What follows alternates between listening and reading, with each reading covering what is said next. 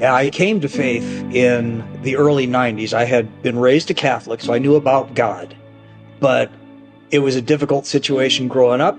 So it must have been that A, God was powerless or he didn't care. So moved to Oregon from California, got to know Jesus through some coworkers, accepted him, and there was an immediate change. I mean, I had a hunger for the Bible. I was active in a church, serving in different ways, active in the community with young people.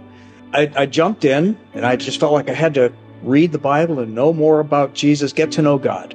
So I did that. I served in church in a variety of ways, played on the worship team, served on their board of the church, helped the youth pastor with a community youth mission, and I felt good about it. But at the same time, I felt like I'm blowing this. I can't, I'm not prepared or equipped for this. Maybe a few years after, moved inland here to Sutherland and started attending family church. And Dawn and I attended for a while just as attenders. And I got to talking with some people on the worship team and got invited to try out. So we had that conversation, and I started serving and did a couple, did other things, led small groups, helped out with kids on Sunday morning, helped out on Wednesday nights. What was it, 2 years ago? Late in the year of 2021.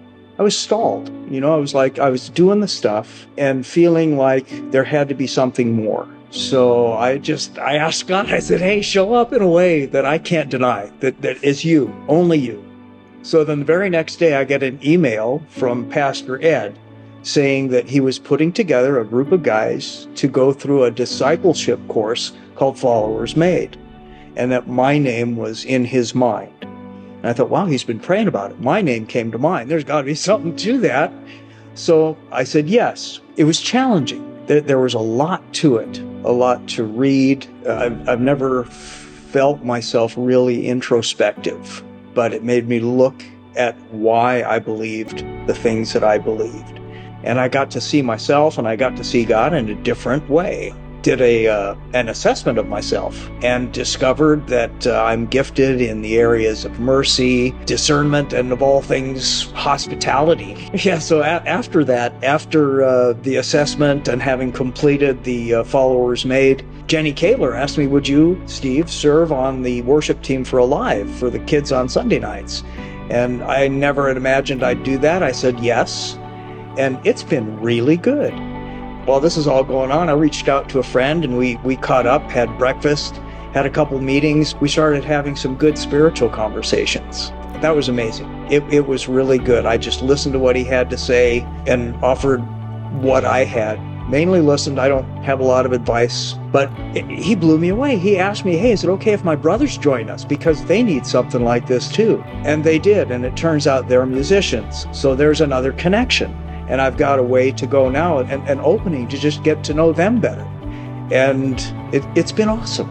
I mean, it's like God showed me these things about myself, and now I feel like I've got the power, the permission to act on them and serve in different ways and to serve with purpose. It's almost like, God has called me into a new part of my journey, and some of what I get to do is actually help people find and follow Jesus. I never saw myself doing it. I never felt worthy of that kind of responsibility. I've been really thinking about this a lot and kind of mulling it over. And I think if I had to put it in like 3 bullet points, I'd have to say, okay, I know Jesus is Lord. I know Jesus uses flawed and frail human people to extend his kingdom, and I know that I am one of those. But all I gotta do is show up, and God does the rest. And if he can do it for me, he can do it for you.